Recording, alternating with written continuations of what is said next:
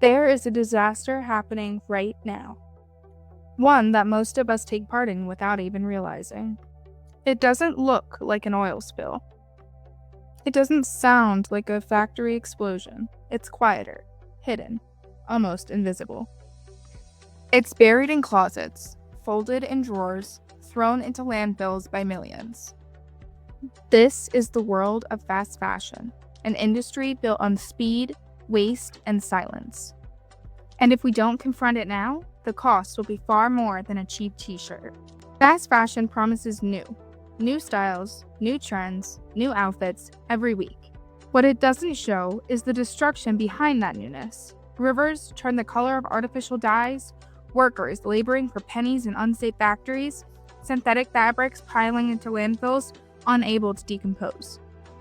Every cheap shirt has a cost, one we never see on the price tag. Water wasted, chemicals released, communities harmed. And all of it driven by a culture that's constantly telling us to buy more. The truth is simple. Fast fashion's convenience is built on environmental and human sacrifice. Why did fast fashion explode so easily? Because fashion has always shaped identity. Even in the 1800s, magazines like Goody's Lady's Book told people how to dress, what was in, what was out, and who you should be. Fast fashion just found a way to supercharge that pressure. Instead of waiting for a monthly magazine, we now scroll through thousands of trends a day. We are told we need a new outfit for every event, every post, every moment. It's not just clothing anymore, it's culture, it's belonging, it's the fear of falling behind, and that fear fuels the waste. Some brands claim they're fixing the problem. They use words like organic, sustainable, or eco-friendly. But many of these claims are nothing more than greenwashing, a mask hiding the same harmful practices. Even secondhand stores tell a more complicated story. People like the idea of donating and thrifting, but real observations show that most used clothing never finds a second life, and it still ends up in landfills. We're trying to move forward, but the progress is fragile, surface level, and easily undone. But what if we could rebuild the fashion system from the ground up? What if clothing could be created without waste, without excess, without pollution? 3D printing, not as a gadget, but as a revolution. Imagine designing your own shirt on a screen and printing it from recycled materials. No mass production, no leftover fabric, just a perfect fit, created only when you need it. Now imagine shared 3D printing closets in neighborhoods, schools, and community centers, places where people come together to design, learn, create, and recycle. It's not just innovation, it's liberation from a system that thrives on waste.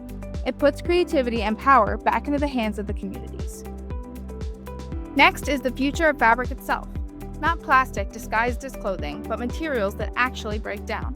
Mushroom leather, plant-based fibers, algae fabric. Clothes that feel good, look good, and return to the earth when the time is over. Biodegradable materials don't just reduce waste, they rewrite our relationship with clothing. Fashion becomes part of a natural cycle instead of a permanent one. But technology and materials alone won't save us. We have to confront the root of the problem, the culture. Fast fashion thrives because we crave newness, because trends move faster than our values, because we've been taught that the outfit matters more than the impact. But imagine a world where creativity mattered more than consumption, where re-wearing clothing was a flex, not a flaw, where quality beat quantity. If young people shift the culture, even just a little, the entire industry would feel it. Culture built fast fashion. Culture can dismantle it as well. Of course, these ideas come with obstacles. 3D printers aren't cheap. New materials take time and research, and not every community has equal access to the technology or education. And the fast fashion machine is powerful. It fights to keep us consuming. But these challenges aren't barriers. They're reminders of why this work matters, why innovation must be accessible, why communities must be involved. Change won't appear overnight, but it can start now.